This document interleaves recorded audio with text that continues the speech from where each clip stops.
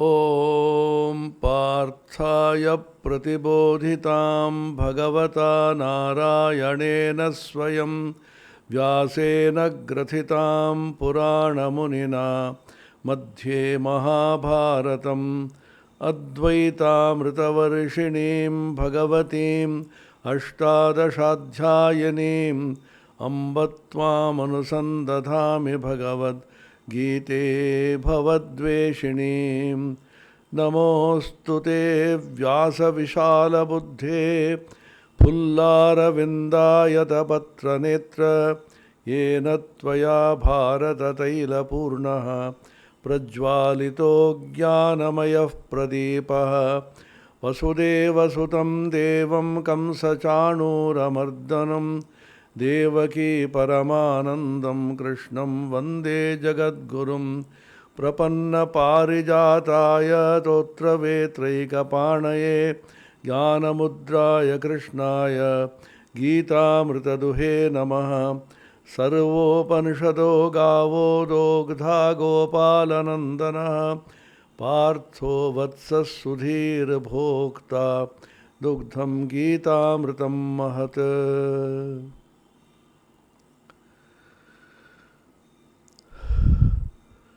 We'll discuss the Bhagavad Gita, the immortal text, which is a universal text of mankind. This Bhagavad Gita is universal because it transcends time and transcends place.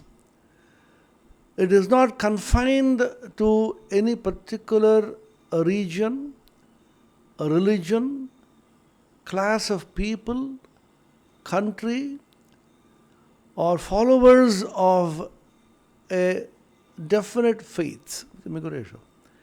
So this Bhagavad Gita, therefore, is an extraordinary text which capsules in 700 verses the gist of human aspiration.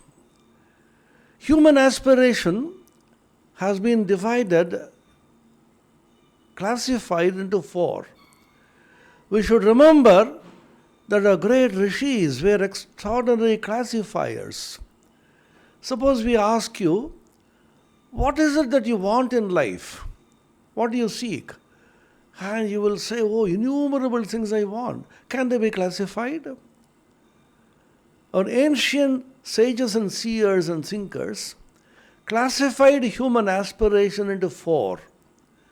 Aspiration is Purushartha. Purushena arthita iti Purushartha. Arthita, prarthita, desired, aspired for by a human being. What is it that one requires, one aspires for? Obviously, everybody wants to enjoy. That is the first human urge, pleasure motive.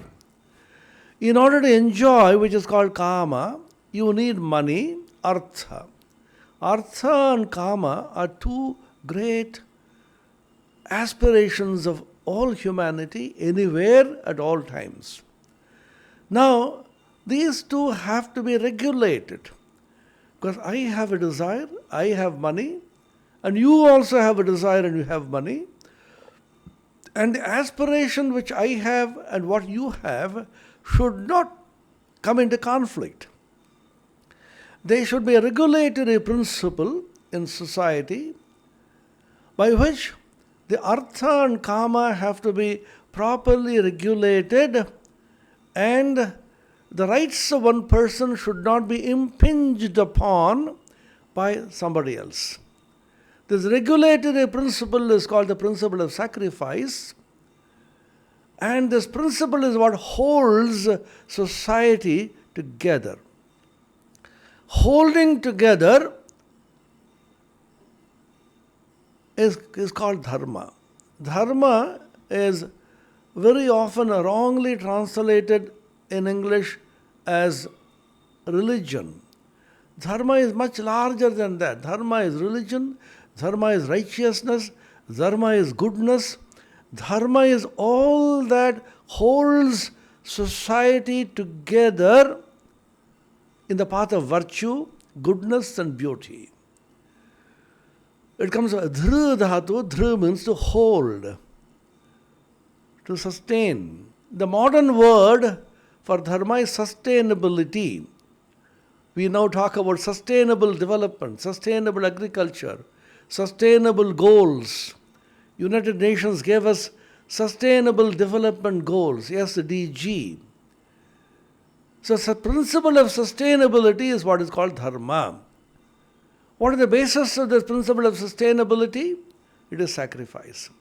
The individual has to sacrifice his or her self-interest for the collective. So the whole society is based on the principle of sacrifice, and this is known as yajna in the Bhagavad Gita.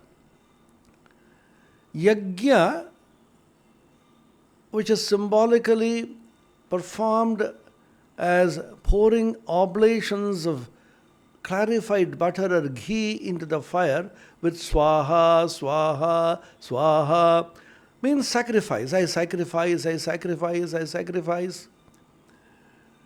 So the individual is constantly sacrificing himself in the collective. The Bhagavad Gita in the 3rd and 4th chapters describes yajna in innumerable ways. It gives an entirely new interpretation to the Mimamsaka yajnas which are prevalent at that time, and says whole life is only yajna. When you are hungry and you start eating, you put food in your mouth, that's also yajna. You are offering food and drink to the prana. Pranaya swaha, apanaya swaha, Jnanaya swaha, udanaya swaha, samanaya swaha, brahmane swaha, om brahmarpanam brahmahavir, brahmagno brahmanahutam, brahmaivate nagantavyam brahmakarma samadhina. 4th chapter of the Bhagavad Gita has this remarkable verse. The ladle which you use for sacrificing is also Brahman. The ghee, the oblation that you pour is also Brahman. The Agni or the fire into which it is poured is also Brahman. And the performer of the sacrifice is also Brahman. And through this sacrifice, one reaches Brahman alone. This is a wonderful vision of seeing Brahman everywhere.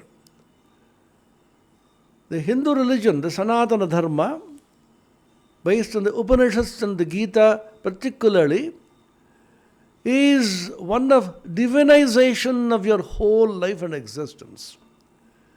Your life is divine. Don't live this ordinary, worldly, carnal, animal life, sensory life, sensual life. You raise yourself a status in which you see the divine everywhere. Brahman is everywhere. I see Brahman in you and me, see Brahman everywhere. The Upanishads therefore talk about this great truth. Brahmaivedam amritam purastat brahma paschat brahmana brahma dakshinat sottarena adhaschordham cha prasritam brahmaivedam vishwamidam varishtham. Brahman is in the top, Brahman is in the bottom, Brahman is in the sides, and the Brahman is everywhere. And the entire world is only a manifestation of the Supreme Brahman. The famous statement in the Chandogya Upanishad is called Gauna Mahavakya, secondary Mahavakya, great saying, Sarvam Khalvidam Brahma Tajjalaniti. Everything here is only Brahman, is permeated by Brahman. This vision of divinity everywhere, in me, you everywhere, this is a great integral vision of the Vedic sages and seers and rishis. And the Bhagavad Gita captures it so dramatically and beautifully. The 3rd and 4th chapters give so many kinds of sacrifices. When I am talking to you, the words which emanate from my mouth enter into your ear as oblations. I offer my words as oblation into the fire of your ear, and it enters into your heart and transforms you. That's also a sacrifice or a yajna. When I control my senses, I am sacrificing and pouring the oblation of self-control, Sanyama Agnishu, in the self-control Agni, fire. In fact, I used to funnily say, when you walk along the streets and you catch a bus or a tram or a train, and you enter into the bus or a tram or a train through the window, what are you doing is a yajna by which you are offering your body as an oblation into the train, which is the fire. When you open a lock, the key which you use to open can be called the oblation which is poured into the lock in order the lock is opened. So at every point you are only doing sacrifice. The Mimamsakas who came before Vedantins, called Purva Mimamsa, were so much obsessed with various kinds of yajnas. The Bhagavan Sri Krishna transforms the whole concept of yajna into an entirely new dimension in which he converts the whole life into yajna and yajna alone. And he says sannyasis give up all fire sacrifices. They are called niragni. So what is the kind of sacrifice yajna they perform? They perform a peculiar kind of yajna. The individual self or the jivatma, they offer a sacrifice or an ahuti into the Paramatma. Jivatma Brahmane Swaha. The Jivatma is offered into Brahman. So sannyasins are called in the Upanishads and the Shankara's Bhashya as Atmayaji. They perform Atma Yajna. So think of the entire life as a continuous yajna. This is a very wonderful sadhana, spiritual practice and exercise. We can do it at any time. I used to funnily think, when I work on the computer, you put your finger to the keyboard or use the mouse, and you are writing some program or a Word document which appears on the monitor. So you are sacrificing your fingers as oblation into the fire of the keyboard. And these words appear as oblations into the monitor. And when you take a printout, the entire document as Agni, as oblation, comes to the paper which can be called the Agni. So the whole life can be thought of as yajna. When you walk, your feet touch the earth, and because of friction you are able to walk. Think of your feet as oblations poured into the fire of the earth as yajna, and this yajna is the walking yajna that you do. So you can have speaking yajna, you can eating yajna, you can have walking yajna, you can have computer yajna. Everything can be converted into yajna. So many kinds of yajnas are talked about in the Vedas. The Bhagavan says in the Gita, Evam bahuvidha yajna vitada brahmano mukhe karmajan vidyadan sarvan evam gyatva vimokshase. Very famous verse in the 4th chapter of the Bhagavad Gita. So many kinds of yajnas are spoken of in the Vedas. All of them are based on karma. Knowing the secret of this yajna well, you become free. The second principle in the Bhagavad Gita is dana. Dana is sharing, giving. How it is a universal principle in the modern life. You can't survive unless you give. Yoga means you connect yourself with the divine. That is one meaning. Yuj dhatu, to connect. The second meaning is samadhi, tranquility, samatva buddhi. The entire Bhagavad Gita is based upon yoga as connecting to the Lord, yukta, satata yukta, nitya yukta, yukta tama. These words occur in the Bhagavad Gita so many times. And dana, you give, you share. Don't hold, accumulate for your own self.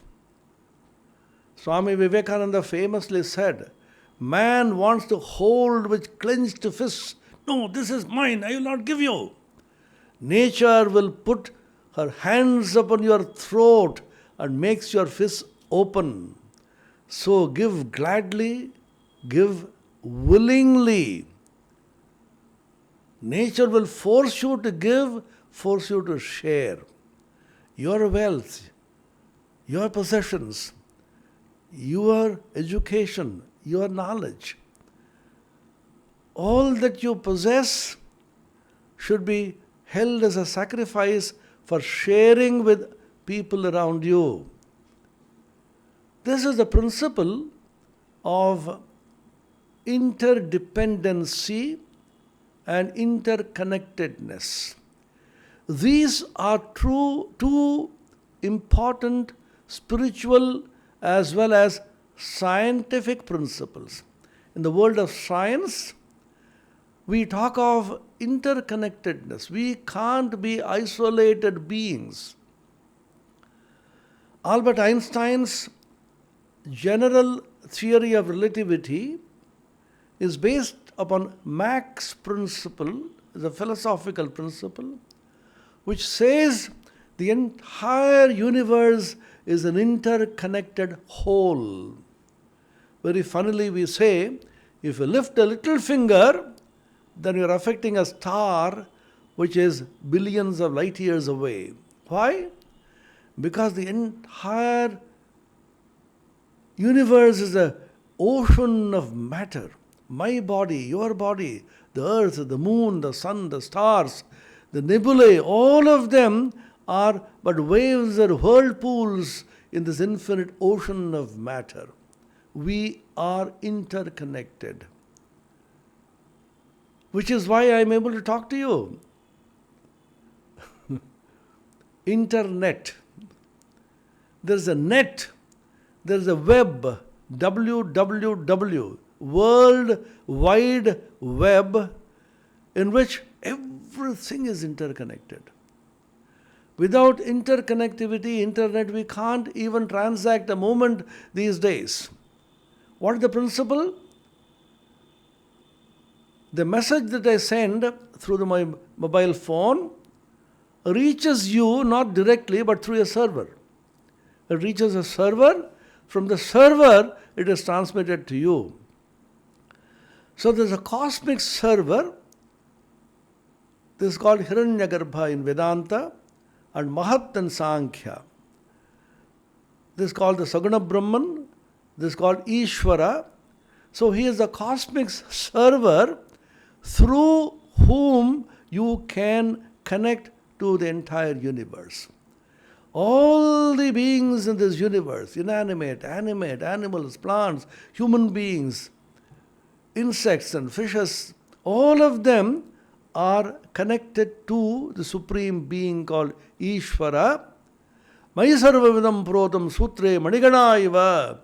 Bhagavan says in the Bhagavad Gita, all the beings are threaded in me like pearls in a garland. And we can connect with everybody else in this universe, everything else in this universe through the Hiranyagarbha. Just like you connect everybody through an SMS, a message, through the server. The server connects you, I connect to the server. So always keep connected to the cosmic server called the Hiranyagarbha. So this connectivity to the cosmic server is called yoga. Yoga, coming from yuju dhatu to connect, connectivity. What is it that we ask as soon as we go for a conference somewhere? The first questions we ask, is there Wi-Fi here? I want to connect. You have Wi-Fi, you have connectivity. Everybody wants 24/7 connectivity, and the bandwidth should be very large. So yoga, in the modern language, 24/7 infinite broadband connectivity to the cosmic server, the Hiranyagarbha, the Ishvara. The Gita calls it Yukta, connected, Satata Yukta, 24/7 connected always, Nitya Yukta, eternally connected, Yukta Tama, supremely connected. So the justice connectivity. Whole secret of the spiritual life as depicted in the Bhagavad Gita, which is a very important Yoga Vedanta text, is connectivity. How you connect to the Lord. The Bhagavan gives so many instructions, inspirational, motivational advice. Mayyeva mana adhatsva mayi buddhim niveshaya nivasishyase mayyeva tavurdhvam na samshaya. Place your mind upon me, your thought on me. The entire intellect should be absorbed in me. Manmana bhava madbhakto madhyaji mam namaskuru. Think of me, meditate upon me, worship me, bow down to me. That means you be connected to me always. Never miss connectivity to the Lord. The moment you lose connectivity, you lose track. You stray away.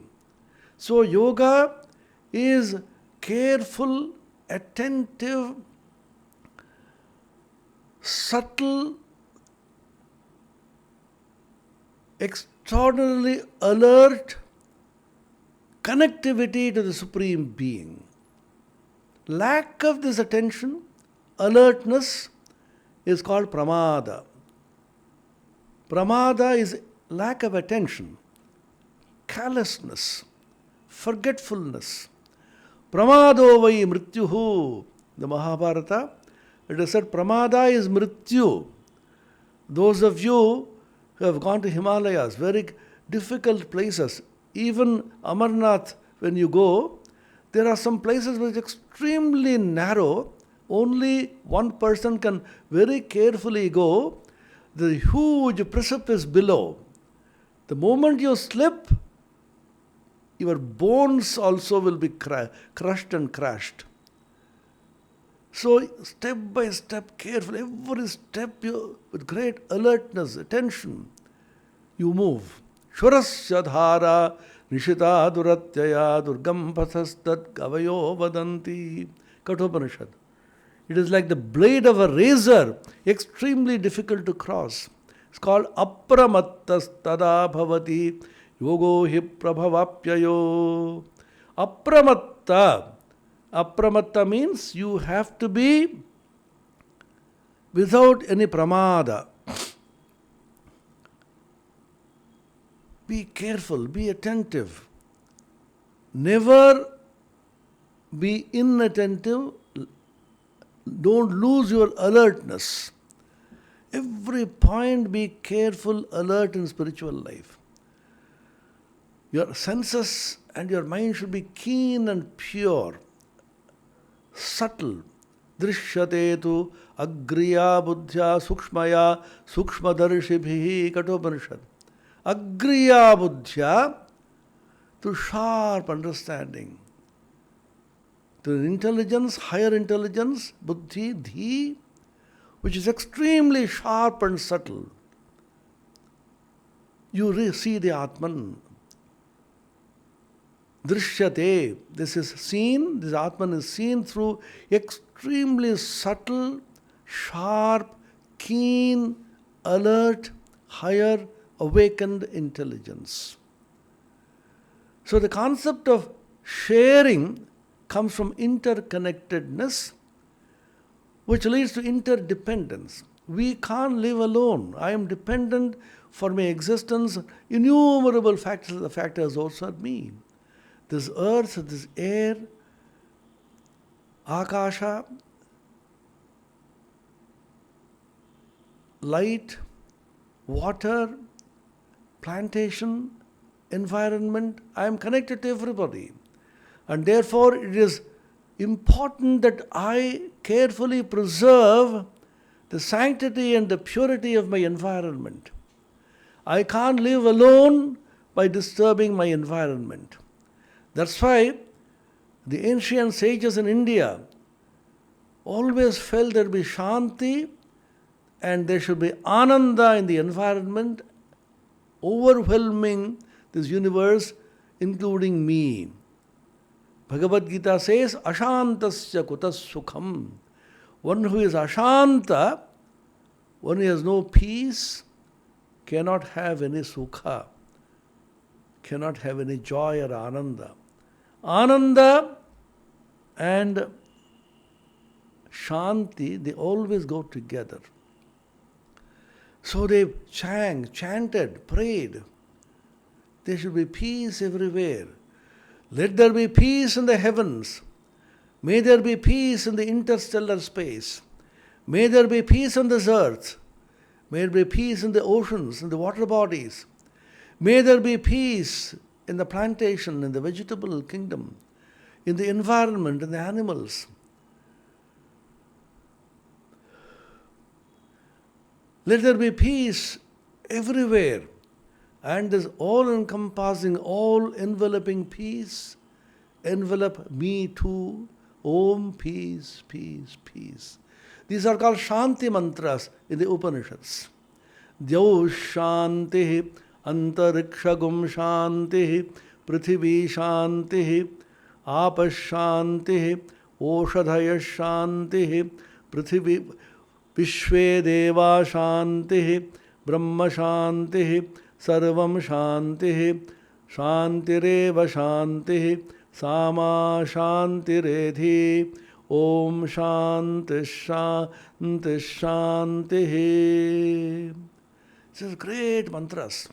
And they also saw the Shanti which is pervading the entire universe is also full of joy, bliss. And they said, let there be madhu, bliss in the heavens.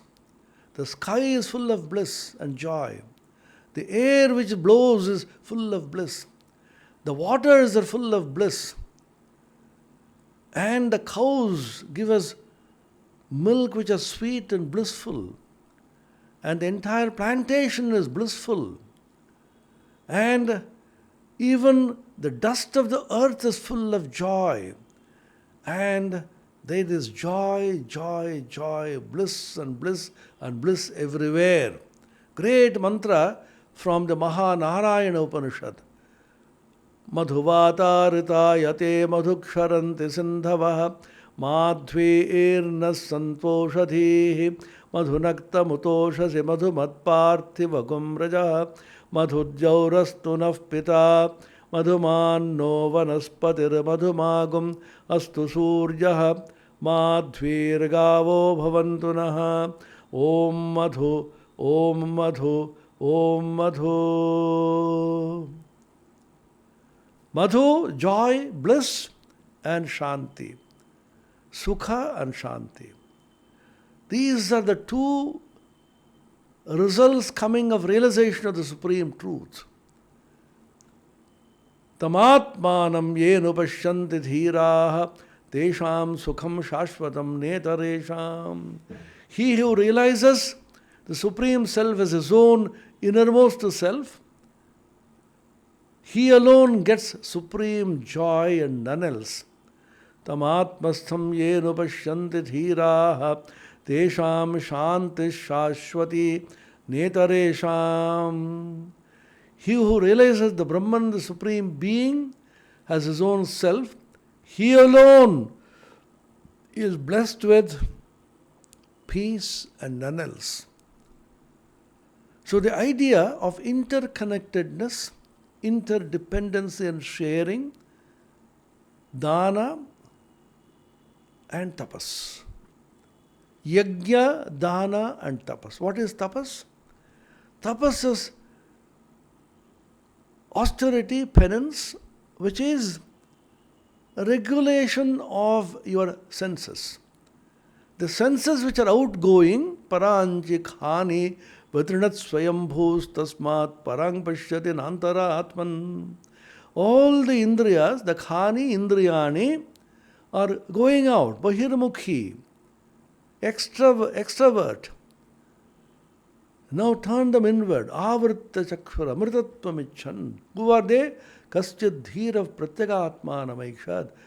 Some blessed people who are vivekis, discerning people, turn their all the energies of senses inward in order to realize the supreme immortality. Kathopanishad. So this is tapasya.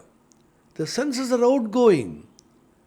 Regulate them. Control does not mean you artificially pull them back. They are pulled back because the attraction of the inner treasure within, which is the Atman. You are the greatest treasure within, and the yogi controlling the senses, chitta vritti nirodha. The very idea of yoga is defined by Patanjali as controlled regulation of the turbulent chitta vritti. Indriyani pramathini haranti prasavam manaha. Bhagavad Gita says, when indriyas are turbulent, they simply hijack the mind. So calm yourself, prashanta. Prashanta manasam henam yoginam sukhamuttamam upaiti shantarajasam brahmabhutamakalmasham. Bhagavad Gita says, beautiful verse, prashanta manasam henam yoginam. The yogi who is calm, tranquil, uttamam, supremely tranquil. What does he get? Shantarajasam brahmabhutam. When the rajas, restless activity, extraversion, kamakrodha, desire and anger, all of them are quelled and curbed, then you become calm and tranquil. Then you become brahmabhuta, you realize Brahman, which is akalmasham, without completely blemishless. These are great verses describing a yogi. So yajna, dana and tapas are the three great yogic practices and penances preached in the Bhagavad Gita based on the Upanishad. Yajnavalkya in the Brihadaranyaka Upanishad says, Yajnena, danena, tapasa, anashakena. Through yajna, through dana and tapas. And the Bhagavan, echoing the same thing in the Bhagavad Gita, says, Yajna dana tapak karma pavanani manishinam yajna dana tapak karma natyajyam karyame vatat. 18th chapter. Yajna, dana and tapas have to be performed and they are extremely purifying. In the modern world, Swami Vivekananda referred to them in English by a simple, beautiful sentence.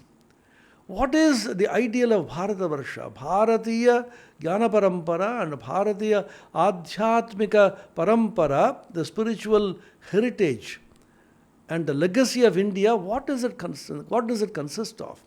Just in 3 words, he said. Renunciation and service are the twin ideals of India. Intensify them in these 2 and the rest will take care of itself. renunciation and service. Renunciation, yajna, swaha, swaha, swaha, sacrifice. Service, dana, sharing. Intensification is tapasya. So yajna, dana and tapas are the fundamental practices of a yogi, which the Bhagavad Gita mentions, Pavanani Manishana, which purifies you. So the Bhagavad Gita, therefore, converts your entire life into yoga. Yoga does not mean you have to go to a forest or a cave or to a secluded place. All that may be necessary, may be good, but it is not mandatory or compulsory. You can live wherever you are, do whatever you are doing, but change your inner attitude into that of a yogi. A yogi is one who is sacrificing. A yogi is one who gives and shares, absolutely unselfish and giving away all that he has to everybody else. A yogi is intense tapasvi. You practice it wherever you are. Change your attitude. Therefore, the Bhagavad Gita says, 18th chapter, 46th verse, 1846. How do you get siddhi? How do you get realization? How do you get perfection? Very simple. You continue to do what you are doing, but do it as worship of the divine, the cosmic server which I mentioned, the Ishvara. Do it as a worship. Connect to the cosmic server. Don't disconnect. The moment there is a disconnect from the internet, as you know, you can't perform at all. So, what is important to have a constant connectivity with the cosmic server, and to be able to connect to it, you need a password, and this password is called the mantra. My students come and ask me sometimes, why is it that in Hinduism so much of secrecy is maintained? Why should the mantra be secretive? There will be transparency, there will be openness. Then I said, yes, what you say is right. Then I said, do you use email? Of course I do. Can you tell me the password? No, my password, why should I give you? What is so secret about it? My password is my treasure. There are certain things which are not so easily given away. There is nothing selfish about it, but these are too sacred to be thrown out to the marketplace.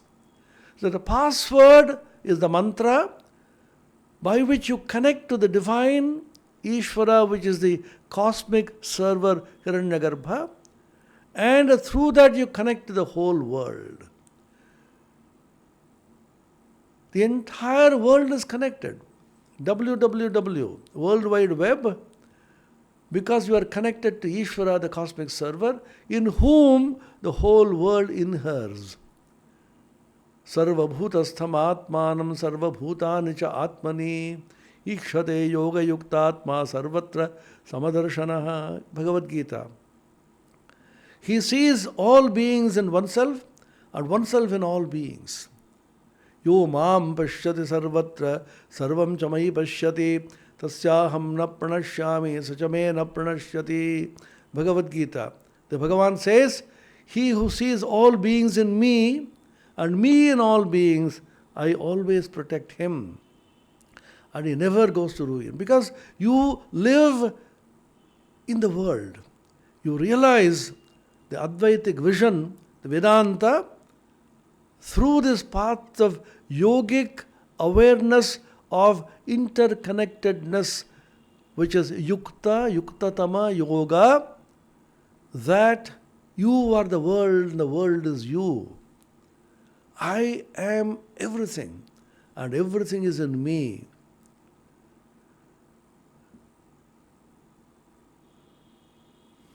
Yastu sarvani bhutani atmani vanve vanupashyati tatra ko moha kashoka ekatvam anupashyataha. Ishavasya Upanishad. Sarvani bhutani atmanyeva anupashyati. he sees all beings as his own self, then tatra ko moha kashokaha. Then where is shoka, grief? Where is moha, delusion? Ekatvam anupashyata, he sees oneness. So the ultimate aim of yoga and Vedanta, as taught in the Bhagavad Gita, is oneness. Oneness leads to samatva buddhi. What is samatva buddhi? Samatva buddhi is that awareness by which you see no differences at all. Again and again the Bhagavad Gita will teach you the samatva buddhi. A yogi is one who has samatva buddhi. Samatvam yoga uchyate. A wonderful definition of yoga in the Bhagavad Gita. Samatvam yoga uchyate. Yoga is equanimity, your sameness. It is not uniformity. Variety is accepted and celebrated. But in and through that variety, there is one infinite, all-pervading, imperishable truth which interpenetrates all of variety. To realize this, you need a yogic awareness, which is called Sattviki Buddhi in the Bhagavad Gita. This is called Dhi in the Gayatri Mantra, Dhiyo yo nav prachodayat. It's called a Buddhi Guha, the heart, the Vijnanamaya in Vedanta, Anahata Chakra in Tantra, and Pragyaloka in Yoga. Patanjali calls it Ritambhara Pragya, the truth bearing awareness or Pragya. That means this Pragya, higher awareness, opens up a vision in which you see the truth as it is.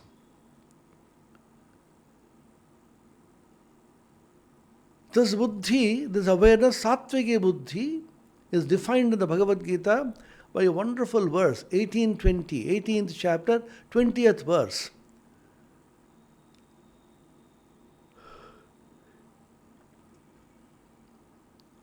That buddhi by which you see that one all-pervading, interpenetrating intelligence, supreme awareness amidst all this variety.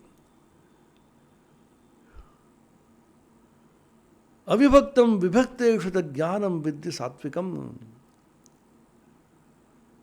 That buddhi by which you see the avibhaktam vibhakteshu. In various bhuteshu, vibhakteshu bhuteshu, various bhutas, beings which appear to be divided, ekam avyaktam bhavam ikshate. One avyakta bhava, one avyaya bhava, immutable essence you realize and see. Tad jnanam vidhi sattvikam. This is a sattviki buddhi. This is called a dhi, awareness. A yogi will have samatva, samatvam yoga uchyate. And that skill by which you are able to discern the real from the unreal, the permanent from the impermanent, the fleeting, ephemeral from that which is eternal, and you are able to see the truths behind everything, the eternal truth. There's a skill which you develop, yogi develops. There's a skill is called a kaushala in the Bhagavad Gita. Yoga karmasa kaushalam. So in karma, you need a skill, not efficiency in work, which we ordinarily think of. That's also necessary, because Bhagavan calls it daksha. He should be efficient. Yogi can't be inefficient. He is extremely efficient, extremely careful, alert, focused, samahita, focused.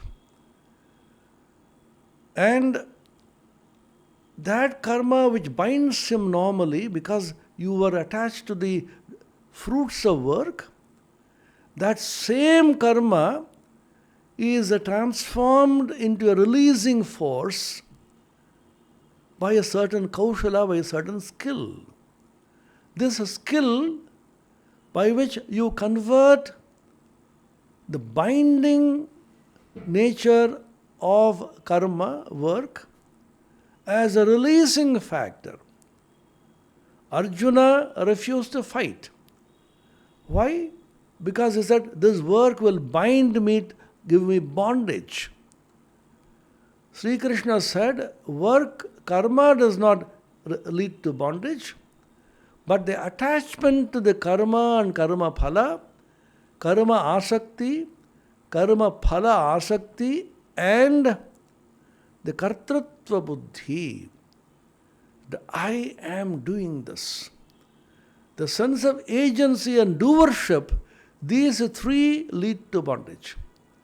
So don't give up karma, but give up karma asakti, attachment to karma, karma phalasakti, attachment to fruits of karma, and kartritva buddhi, that I am doing it. Are we doing it? When I eat, am I digesting my food? Suppose you go to your boss in the office or the workplace. Sir, I want leave for 2 days because I ate a heavy feast. I want to digest that. Will say, anybody say that? Do you digest it? The moment the food goes into the stomach, it is digested mysteriously by the forces of nature. Nature is its own mechanism. The digestive system in the body secretes certain juices, takes what is the essence, throws away what is non-essence, and in spite of yourself, without your knowing it, it is digested. When I am talking to you now, am I talking? I do not know. So many words which are there in my brain, they come up and a sentence is formed and the sounds emanate through my mouth by the movement of the tongue between the teeth, and they go out, strike the ear of the listener, and this vibration is carried to the brain of the listener, and the whole thing is interpreted as a lecture in Bhagavad Gita. It takes much more time to describe it than they are actually happening. How does it happen? We are not talking, you are not listening. So things are just happening by forces of nature.